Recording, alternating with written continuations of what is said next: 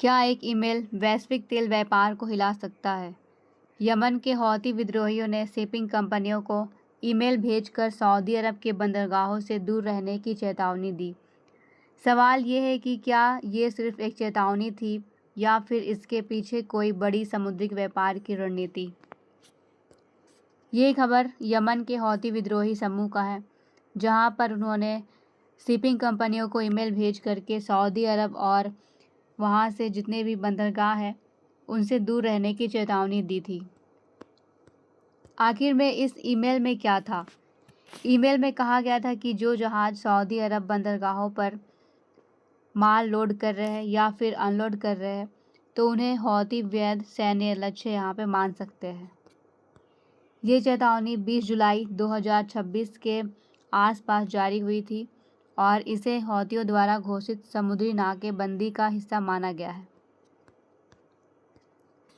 इस ईमेल का यहाँ पर अगर संबंध देखा जाए तो इसमें पहले हौती केवल सार्वजनिक बयान जारी करते थे, लेकिन इस बार उन्होंने सीधे शिपिंग कंपनियों को, जहाज मालिकों को और समुद्री व्यापार कंपनियों को ईमेल भेजा है। इनका उद्देश्य था कि पहले चेतावनी देना, उसके बाद जहाज़ों को सऊदी बंदरगाहों से दूर रखना, समुद्री व्यापार पर दबाव बनाना, बाद में हमला होने पर ये कहना कि पहले ही चेतावनी दी गई थी। आखिर में ये पूरा मामला क्या है? इस मामले की शुरुआत गाजा युद्ध के बाद हुई थी। अक्टूबर 2023 में इजराइल हमास युद्ध हुआ था और उस युद्ध के शुरू होने के बाद हौतियों ने घोषणा किया था कि वे फ़िलिस्तीन के समर्थन में इजराइल और उनके कुछ सहयोगियों से जुड़े जहाज़ों को निशाना बनाएंगे। लाल सागर में यहाँ पर हमले हुए थे। इसके बाद फिर यहाँ पर देखा गया कि हौतियों ने ड्रोन हमले, ballistic missile, anti ship missile, समुद्री ड्रोन इनका उपयोग करते हुए व्यापारिक जहाज़ों पर हमला किया है। अमेरिका और उनके सहयोगी की यहाँ पर कार्रवाई की गई। हमलों के जवाब में अमेरिका और उनके सहयोगी देशों ने लाल सागर में नौसैनिक अभियान शुरू किया है और हौती ठिकानों पर भी कई बार यहाँ पे हवाई हमले भी किए हैं। लेकिन अब यहाँ पे नया कदम उठाया गया है। अब हौती सीधे शिपिंग कंपनियों को ईमेल भेजकर सऊदी अरब के यहाँ पर बंदरगाहों से दूर रहने के लिए कह रहे हैं। यानी कि संघर्ष अब केवल सैन्य नहीं बल्कि यहाँ पर वैश्विक व्यापार और ऊर्जा आपूर्ति तक पहुँच जाएगा। तो आखिर में ये हमला कब और कहाँ पे शुरू हुआ? हौतियों के द्वारा यहाँ पर जहाज़ों पर हमले की शुरुआत 2023 के अंत में यहाँ पे लगातार हुए थे, जिसमें लाल सागर, बाब अल मंडेब जलडमरू मध्य, अदन की खाड़ी और यमन का पश्चिमी तट, इन वाले इलाकों में हमले की शुरुआत हुई थी।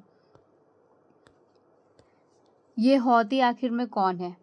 हौती यमन का एक राजनीतिक और सशस्त्र विद्रोही संगठन है। यहाँ पर देखा जाए तो ये लगभग यमन से संबंधित है और इनका स्थापना 1990 के दशक में हुआ था।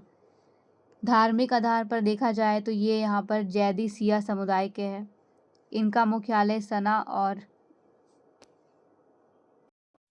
उत्तरी यमन के बड़े हिस्सों पर नियंत्रण है। ईरान का समर्थन प्राप्त होने के बाद व्यापक रूप से ये यहाँ पर मानी जा रही है।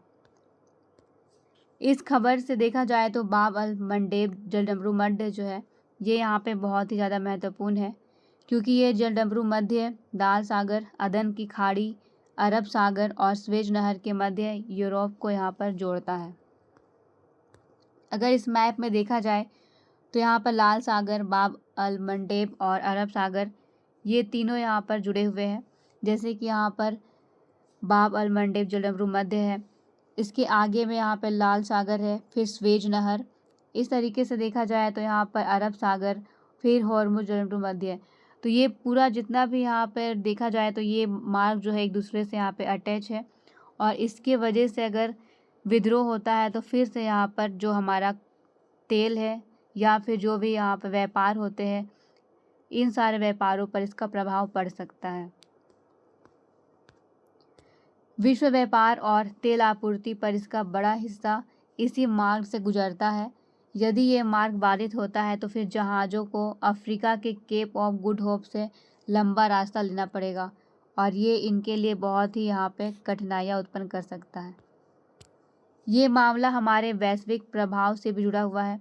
वैश्विक तौर पर देखा जाए तो तेल की कीमतें यहाँ पे बढ़ने लगेगी, समुद्री बीमा महंगा हो जाएगा, शिपिंग लागत बढ़ेगी, वैश्विक सप्लाई चेन प्रभावित होगा और लाल सागर में व्यापार सीधा यहाँ पर नहीं देखने को मिलेगा और उसकी वजह से इसकी व्यापार की जो गति है वो धीमी हो जाएगी।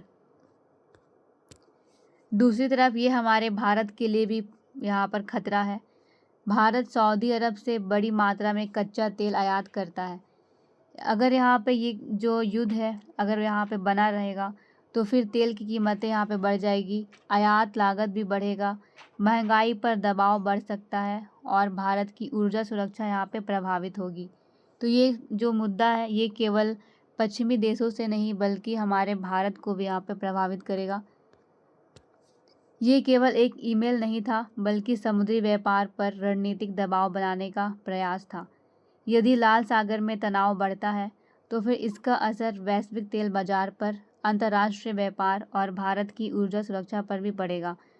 अगर देखा जाए तो यहाँ पर हाल ही में इजराइल और अमेरिका के बीच हुए तनाव के कारण और साथ में ईरान के यहाँ पर जो हमले हुए थे उन हमलों के कारण भारत में भी इसका प्रभाव पड़ा और देखा गया था किस प्रकार अन्य जितने पड़ोसी देश हैं उन पर भी इसका प्रभाव पड़ा था और यहाँ पर जो कच्चा तेल है वो भी महंगी हुई, एलपीजी सिलेंडर तक को यहाँ पे प्रभावित रूप से देखा गया था। तो ये खबर फिर से यहाँ पे भारत की जो आर्थिक स्थिति है उसे यहाँ पे फिर से कमज़ोर कर सकता है।